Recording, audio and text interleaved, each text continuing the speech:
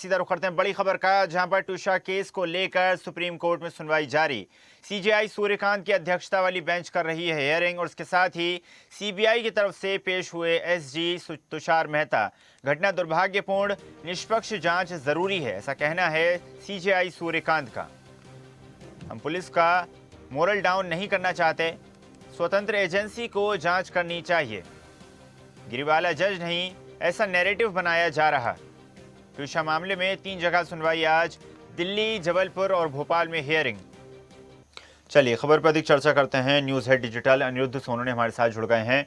अनिरुद्ध, टूषा मामले में अब लगातार नए एंगल सामने आ रहे हैं और जहां पर सुप्रीम कोर्ट ने मामले पर स्वतः संज्ञान लिया, उसके पश्चात 3 स्थानों पर मामले की सुनवाई की जा रही है। जी देखिए, भोपाल के बहुचर्चित त्रिशा शर्मा संदिग्ध मौत के मामले में आज 3 जगह सुनवाई है और ये 3 जगह सुनवाई दिल्ली में सुप्रीम कोर्ट में सुनवाई जारी है। इसके अलावा कहें तो मध्य प्रदेश के जबलपुर हाई कोर्ट में सुनवाई होनी है और इसके अलावा भोपाल के जिला अदालत में भी सुनवाई होनी है। और जहां तक बात करें तो सुप्रीम कोर्ट ने भोपाल पुलिस की जांच और कार्य शैली पर सवाल उठाए हैं, जो उठाए गए उस पर सुनवाई होगी। और जबलपुर हाईकोर्ट में त्रिशा शर्मा की सास और पूर्व रिटायर्ड जज गिरिबाला सिंह की अग्रिम जमानत को लेकर सुनवाई होगी। और भोपाल कोर्ट में जहां इस वक्त हम मौजूद है, वहां कॉल डिटेल और सीसीटीवी फुटेज को लेकर सुनवाई होनी है। भोपाल कोर्ट की बात करें तो भोपाल की जिला अदालत में आज त्रिशा शर्मा संदिग्ध मौत के मामले में जो 12 मई से लेकर 20 मई तक त्रिशा के पति समर्थ सिंह और उसकी सास रिटायर्ड जज गिरिबाला सिंह की कॉल डिटेल है, उनको सुरक्षित रखने और भोपाल एम्स के सीसीटीवी फुटेजेस को सुरक्षित रखने, जब त्रिशा का वहां इलाज हुआ और पोस्टमार्टम हुआ, उसको सुरक्षित रखने को लेकर आज बड़ी सुनवाई है। अभी कोर्ट में ये सुनवाई शुरू नहीं हुई है, लेकिन भोपाल कोर्ट में जो सुनवाई होगी उसमें कई बड़ा चौंकाने वाले खुलासे हो सकते हैं कि 12 मई से लेकर 20 मई तक रिटायर्ड जज गिरिबाला सिंह ने न्याय व्यवस्था से जुड़े किन किन लोगों को फोन किए, किन किन लोगों को कॉल्स किए, उन कॉल्स का टाइमिंग क्या था। तो आज भोपाल कोर्ट में जो सुनवाई होगी वो पूरी तरह से कॉल डिटेल को लेके और सीसीटीवी फुटेज को लेकर सुनवाई होगी कि इनको सबको 12 मई से लेकर 20 मई तक का जो रिकॉर्ड है वो सुरक्षित रखा जाए। अनिरुद्ध, इस पूरे मामले में सरकारी कर्मचारियों, अधिकारियों की कार्यशैली पर भी कई बार सवाल खड़े हो चुके हैं और जिस प्रकार सॉलिसिटर जनरल तुषार मेहता ने भी कोर्ट में ये बात कही है कि जांच निष्पक्ष होगी, यानी कि जांच को लेकर लगातार संदेह बना हुआ है, जो संदेह त्रिशा के परिवार वालों द्वारा भी जारी किया जा चुका है।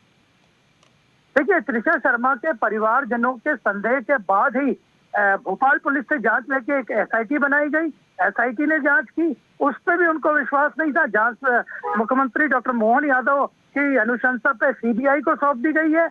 एसआईटी की जांच के बाद सीबीआई जांच करेगी। और जहां तक बात करें तो आज जो केस भोपाल कोर्ट में जो सुनवाई होनी है वो अत्यंत महत्वपूर्ण सुनवाई है। जिस तरह के सुप्रीम कोर्ट और जबलपुर हाई कोर्ट में सुनवाई है, भोपाल कोर्ट में कॉल डिटेल्स को लेकर बड़ी सुनवाई है कि 12 मई से लेकर 20 मई तक सुशांत सिंह, जो कि खुद एक एडवोकेट है, उनकी मां रिटायर्ड जज गिरिबाला सिंह ने न्याय व्यवस्था से जुड़े, न्यायिक प्रक्रिया से जुड़े, पुलिस व्यवस्था से जुड़े, पुलिस प्रक्रिया से जुड़े किन किन लोगों से चर्चा की, उनके कॉल के नंबर और उनके कॉल के नाम, किस नाम से वो फोन है, किस नाम से वो मोबाइल नंबर है, उसकी। तो आज भोपाल कोर्ट में जो सुनवाई है उसमें कॉल डिटेल को सुरक्षित रखने और सीसीटीवी फुटेज जब त्रिशा शर्मा को एम्स अस्पताल में लाया गया, उसका पहला पोस्टमार्टम जहां हुआ उसको लेकर भी परिजनों ने आपत्ति दर्ज कराई थी। इसके बाद भोपाल एम्स में ही दूसरा पोस्टमार्टम किया गया।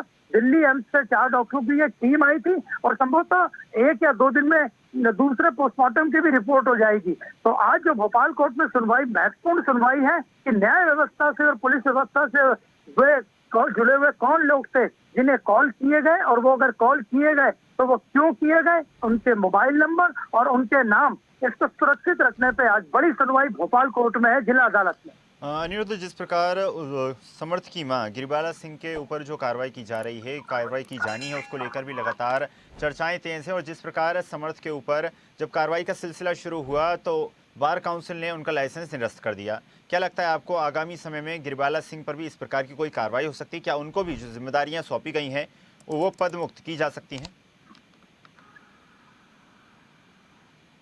देखिए, जहां तक बात करें तो गिरिबाला सिंह रिटायर हो चुकी है। वो भोपाल कोर्ट में लंबे समय तक जज की भूमिका में थी। इसके अलावा वे वक्ता फोरम में भी थी, वहां से भी अनुशंसा की जा चुकी है उन्हें हटाने की। और कॉल डिटेल आने के बाद पूरा मामला साफ होगा कि इसमें कौन किन लोगों को फोन किए गए। लेकिन आज जबलपुर हाईकोर्ट में जो सुनवाई है उसमें गिरिबाला सिंह को अग्रिम जमानत जो देने का प्रक्रिया है उसको लेकर सवाल खड़े किए गए हैं और उस पर आज जबलपुर हाईकोर्ट में एक बड़ी सुनवाई है। और जहां तक बात करें तो त्रिशा शर्मा के परिजन 12 मई के बाद ही रिटायर्ड जज और त्रिशा की सास गिरिबाला सिंह पर संदेह व्यक्त कर रहे थे। और उसके बाद अलावा अगर बात करें तो पुलिस को भी उन्होंने कोई सहयोग नहीं किया, नहीं न्याय व्यवस्था में। भोपाल कोर्ट में उन्हें 3 बार बुलाया गया, वो नहीं आई। तो गिरिबाला सिंह पूरी तरह से संदेह के घेरे में है। और आज जबलपुर हाईकोर्ट में जो सुनवाई है उनकी अग्रिम जमानत को लेकर है। और भोपाल जिला अदालत में जो सुनवाई है, जो कॉल डिटेल्स और सीसीटीवी फुटेज को लेकर है, दोनों ही सुनवाई महत्वपूर्ण है। इसके अलावा जो सुप्रीम कोर्ट में सुनवाई है वो भी अत्यंत महत्वपूर्ण है, क्योंकि इस पूरे मामले को तूल पकड़ता देख सुप्रीम कोर्ट ने खुद ही इस मामले को संज्ञान में लिया था। जी बिल्कुल, अनिरुद्ध, माना जा सकता है मामले में कार्रवाई लगातार जारी है। देखने वाली बात है कि जांच पड़ताल के पश्चात क्या कुछ सामने आता है। आपका धन्यवाद जुड़ने के लिए और जानकारी साझा करने के लिए।